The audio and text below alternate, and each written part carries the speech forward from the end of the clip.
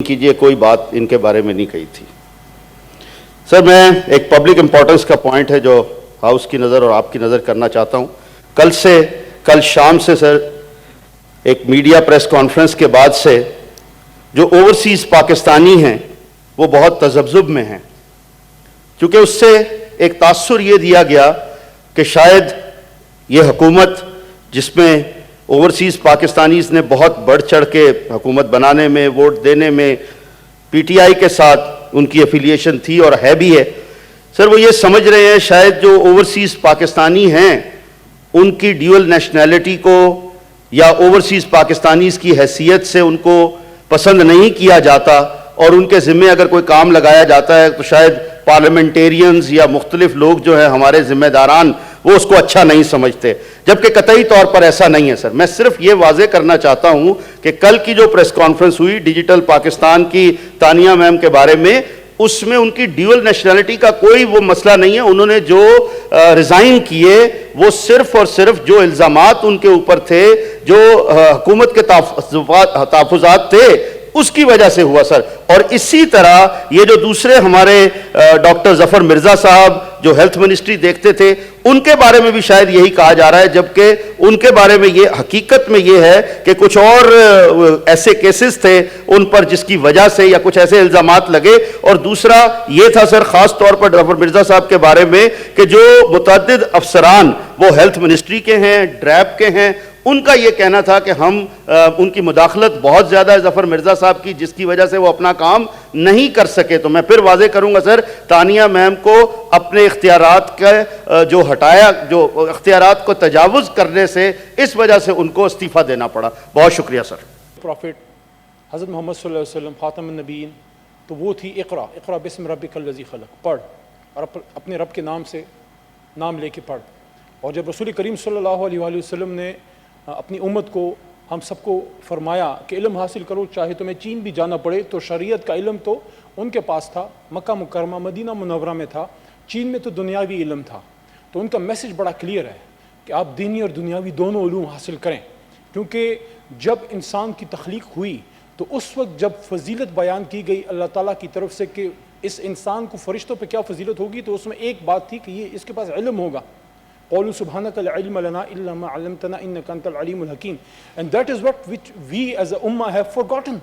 इस वजह से वो बुनियादें जो हमने अलजबरा की रखी, हमने जो मैथ्स की रखी, फिज़िक्स की रखी, हमने जो केमिस्ट्री की रखी, जो बायो की रखी, वो सारा हमसे वेस्ट ले गया। उन्हें चुराया नहीं, उन्होंने मेहनत की, और अल्लाह दुनिया उसको देगा जिसके पास जो मेहनत करेगा। अलकासिब हबीबुल्लाह मेहनती अल्लाह का दोस्त है। और ये भी है ना कि लैसा लिल इंसान इल्ला मा सआ। ऑनरेबल डिप्टी चेयरमैन साहब अल्लाह फरमाते हैं कुरान में कि there is nothing but that for which you strive for. तो इल्म तो मैं समझता हूँ बुनियाद है किसी भी मुमलिकत की, किसी भी कौम की, चाहे जाए कि मुसलमान, जिनको मैसेज ही ये है। मैं समझता हूँ बड़ा पर्टिनेंट इशू है। इस पर सिर्फ मेरी दो गुजारिशात हैं। एक ये है कि यहाँ हमने एक रुझान देखा है कि बैरिस्टर साहब, हम्बली स्पीकिंग, कि हर चीज़ के लिए हम कमेटी बनाते हैं। ऑलरेडी हमारे पास कॉन्स्टिट्यूशनल कमेटीज़ मौजूद हैं। मैं इस आइडिया को बिल्कुल सपोर्ट करता हूँ। दूसरी कमेटी बनाने के लिए मैं थोड़ी सी मेरी रिजर्वेशन है। मैं रेकमेंड करूँगा कि जो हमारी ऑलरेडी एजुकेशन की कमेटी है वहाँ इसको भेज दिया जाए। हम कभी भी नहीं चाहेंगे कि किसी सूबे की मिनिस्टर साहब, the matter goes to the education committee. जी बिल्कुल जी, सेनेटर अतीक साहब जी, थैंक यू मिनिस्टर साहब, थैंक यू। शुक्रिया चेयरमैन साहब। सर मैं माजरत खा हूँ, मैंने यकीन एजुकेशन के साथ क्या तमाशा करने जा रहे हैं जनाब चेयरमैन। ये इस रियासत से रिलेटेड वो मसला है कि अगर हमने आज तवज्जो न दी तो फिर हम एक बड़े क्राइसिस की तरफ से अपनी हायर एजुकेशन को लेके चले जाएंगे। यानी आप तसव्वुर कर सकते हैं कि कोई दुनिया का ऐसा मुल्क हो सकता है कि जिसकी अक्सरियत यूनिवर्सिटीज में वाइस चांसलर ना हो, 29 यूनिवर्सिटी के रजिस्ट्रार ना हो, 29 यूनिवर्सिटी के अंदर लिहाजा जनाब चेयरमैन एक स्पेशल कमेटी कंस्टिट्यूट की जाए, बेशक सरबराही हुकूमत की दी जाए।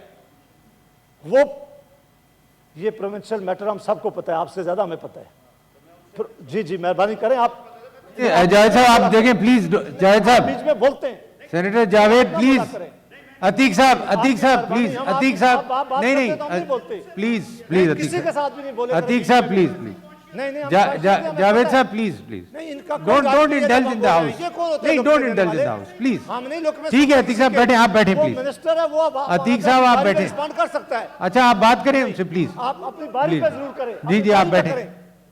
Atiq sahab please let's not spoil the house atmosphere تقریر ہو رہے ہوتے جی جی جاوید جی یہاں آداب ہے سینیٹ آف پاکستان کے جی جی بولے جاوید منسٹر ہیں جن کو بول سکتے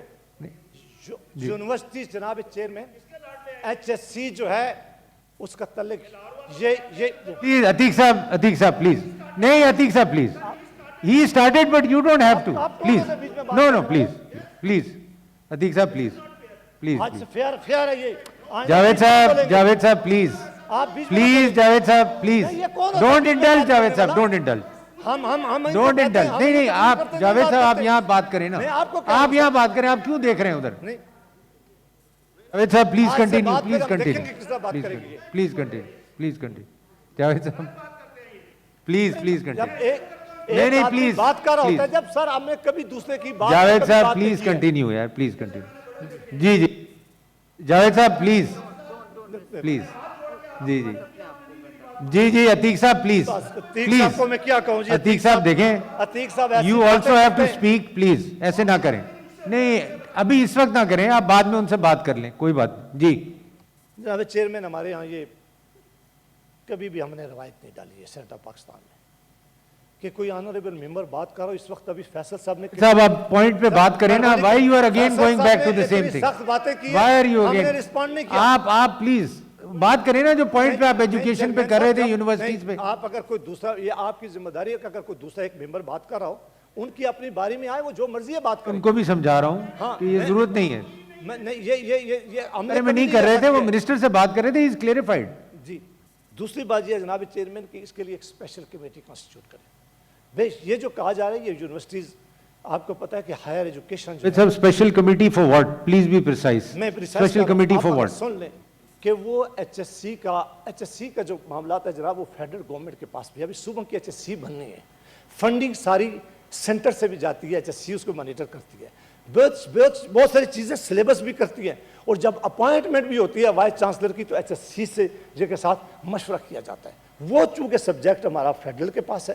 یونیورسٹیز چونکہ اس وقت ضرور چلی گئی تھی کہ وائس چانسلر لگانے کا پروونشل گورنمنٹ کے پاس اختیار ہے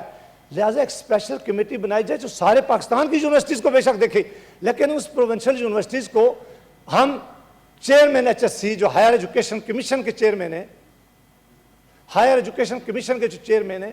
وہ اپنی ان پٹ دیں اس ہاؤس کے اندر اس کمیٹی کے سامنے پیش ہو کر بتائیں کہ جناب ان یونیورسٹیز کا کیا فیچر ہے ان یونیورسٹیز کو ہم نے کہاں لے کے جا رہے ہیں اور یہ کسی کو سیاسی معاملہ If I am correct, Javed Sahab, you want to form a committee to look at HEC funding going to such universities جن کی آپ کہہ رہے ہیں نا رجسٹرارز ہیں نہ وائس چانسلرز ہیں یہی چاہ رہے ہیں آپ ٹھیک ہے منسٹر صاحب do you have any issue with this